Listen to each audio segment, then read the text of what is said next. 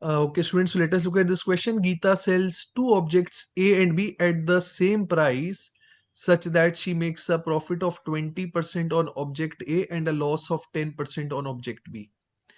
If she increases the selling price such that A and B are still sold at an equal price and a profit of 10% is made on object B, then the profit made on object A will be nearest to.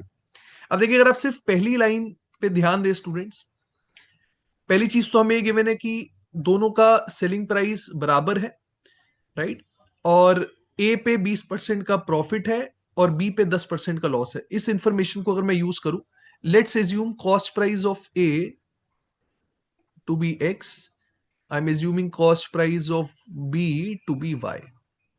अब देखिए, ए के case में 20% का profit है, so from here I am going to get selling price of A which comes out to be x plus 20% of x, है ना. 20% profit का मतलब है आपने किसी चीज को 20% बढ़ा के बेचा है, तो अगर आप एक्स को 20% से बढ़ाएंगे यू विल गेट 1.2x. ऐसे ही बी को 10% लॉस में बेचा है, मतलब 10% कम करके बेचा है, तो selling price of B will be students 90% of y, और आई कैन से 0.9y. क्वेश्चन में गिवन है कि सेलिंग प्राइस सेम है, so let's equate it. 1.2x is equal to 0.9y. आप देखें यहां से हमारे पास x और y का रेशियो आ जाएगा which comes out to be 9/12, I can say, which is 3/4.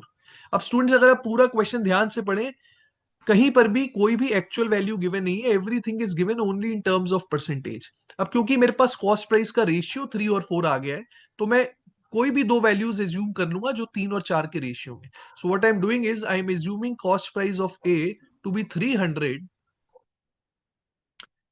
Assuming cost price of B to be 400.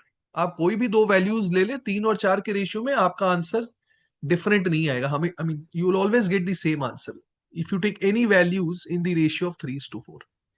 आगे अगर आप क्वेश्चन को पढ़े, if she increases the selling price such that objects A and B are still sold at an equal price, तो दूसरे case में भी दोनों का सेलिंग प्राइस सेम ही है, लेकिन एक चीज यहां पर हमें गिवन है कि बी के केस में प्रॉफिट 10% का है, बी के केस में प्रॉफिट 10% का है. So profit percentage of B is given to us as 10%. तो कहने से स्टूडेंट्स, अगर मेरे को बी का कॉस्ट प्राइस पता है, मेरे को प्रॉफिट परसेंटेज पता है 10% है, तो मैं सेलिंग प्राइस निकाल सकता हूं. So selling price of B will be 400 plus 10% of 400, right. So selling price of B, it will be equal to 440. मतलब बी को 440 रुपए में बेचा है दूसरे केस में, और दूसरे केस में भी दोनों का सेलिंग प्राइस सेम है, तो again selling price of A is also equal to 440. Now we have to find the profit percentage on A. आप देखिए, ए का कॉस्ट भी है हमारे पास और ए का सेलिंग प्राइस भी है. ए का कॉस्ट है 300, सेलिंग प्राइस है 440, so profit percentage will be profit which is 140 divided by cost price which is 300 into 100. So students, 140 by 3, if you calculate, this comes out to be 46.67. Nearest बताना है हमें. If you look at the options, 47 is the closest, so option 3 is the correct answer.